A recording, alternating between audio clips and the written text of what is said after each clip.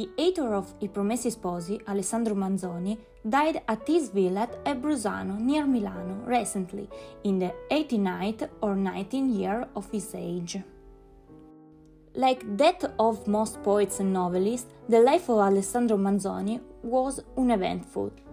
No strange incidents marked its course. He knew nothing of the struggle of poverty or of the trials which break down poor authors at war with society and the world.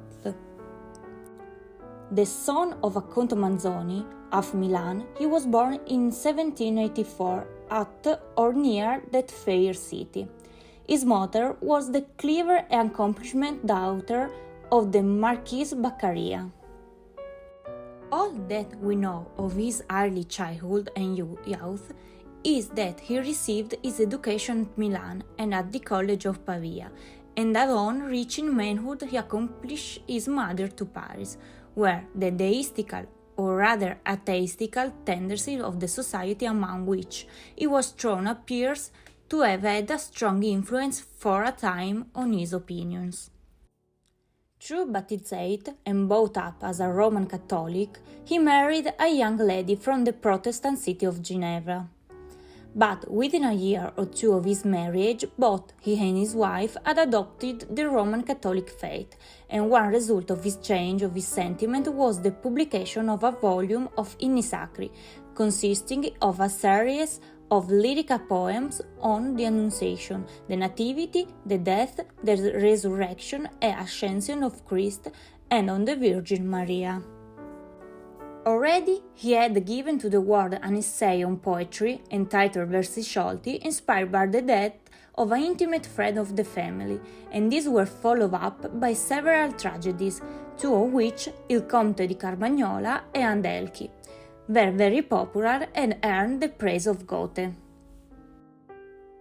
The publication of this poem at once placed Manzoni at the head of the Romantic as opposed to the classical school, and the boldness with which the author discarded the established antis and the old mythological fables, so far from being censored, was loudly praised in various parts of Europe, and by no one more strongly than Goethe himself, who congratulated Manzoni on having so successfully shaken off the old rule and marched along the new path with so sure a step. But the name of Manzoni will live longest, as indeed it is best and most widely known as the author of I Promessi Sposi, a Milanese story of the 17th century, which has been placed by a very high authority side by side with the very best of Sir Walter Scott's historical novel, and in which many readers think that they can detect traces of the influence of the great wizard of the North. And certainly, whether we belong to the classical or to the romantic school, we must all agree that the incidents are well told and character admirably developed. The work has been translated into English and published under the title of The Betrothed, and it also appeared in other versions in nearly every country of Europe. In 1842, Manzoni added to an illustrated edition of his novel the story of the Pillar of Infamy, giving a striking historical picture of the superstition, execution, and other horrors which followed in the wake of the plague of 1730, and applied the subject to Beccaria theory of crimes and punishment. With the exception of an occasional pamphlet, Manzoni has produced nothing of any great importance during the last 30 years of his life, which he has passed for the most part in retirement at the villa where he has closed his life.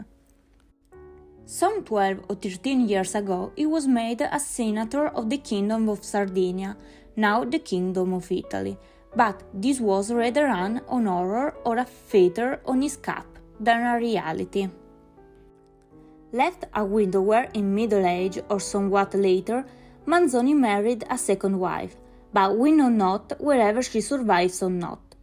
Living apart from the world of politics, through strictly adhering to the religion of Rome, he always advocated liberal sentiments, and his old age was honored and revered by all poets who, by birth and early youth, belonged to the 18th century.